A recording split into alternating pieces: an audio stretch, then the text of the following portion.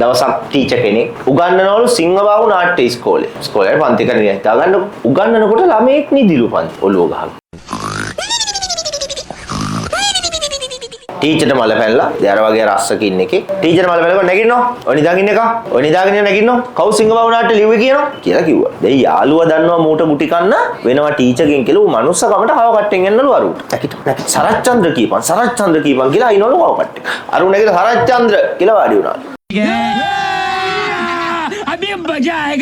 දැන් ටීචර්ට මූට ගහන්නත් බෑ. උත්තරේ කිව්වා. යාළුවා කව කට්ටෙන් එලා දැන් මූට කේන්ති කාත් එක්කද? යාළුවා. ආයි නිදි කොල්ල ටික වෙලාවක්. ආයි නිදි. ටීචර් වළු දැන් මල පයින්නවනේ දැන් පුතා නිදාගෙන ඉන්නකොට මේ නැගිටවා කියලා. ඔය නිදාගෙන ඉන්න කන කිටිනෝ. කියනවා සිංහබාහුටයි සිංහ සීවලිටයි ළමයි කීයද කියලා. දැන් ළඟ ඉන්න යාළුවා මොකද කළේ? ආයි යන්න කව කට්ටෙන්. නැගිටපන් 32යි කියපන් 32යි කියපන් කියලා. දැන් අර කකුලෙන් ලේත් වෙනවලු. කට්ටෙන්නේ අයි 32යි කියලා වාඩි. ඉන්නේ පායකෝ බල්ලෝ රිදෙනවා. ආයෙ නිදිරික වෙලාව. දැන් ටීචර්ට ගහන්නත් බෑ මො. ටීචර්ට මල පැන්නලු මුත් එකයි. මෝ අහන ප්‍රශ්නෙට උත්තරත් දෙනවා. උත්තර දෙනවනේ. ගිහිල්ලා ටොක්ක කයින්න විදියකෝ නෑ. ටීචර් හිතාගත්තලු හරි. උත්තරයක් නැති ප්‍රශ්නයක් අහන. පාඩමේ ඉන්නවද කියලා බලන්න. ආයෙ නිදි දැන් ටික වෙලාවක. නැගිටපන් නිදාගෙන ඉන්න එක. කියපන් සිංහ සීවලීට 32 වෙනි ළමයා හම්බුනහම සිංහ බාහුට මොකද්ද කිව්වේ? ප්‍රශ්නේ තේරුම් ගන්න. සිංහ සීවලීට 32 වෙනි ළමයා හම්බුනහම මොකද්ද සිංහ බාහුට කිව්වේ?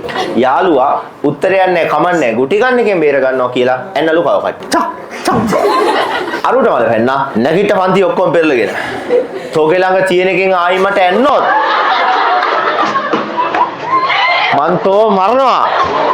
හරයා කියලා හයියෙන් කිව්වා.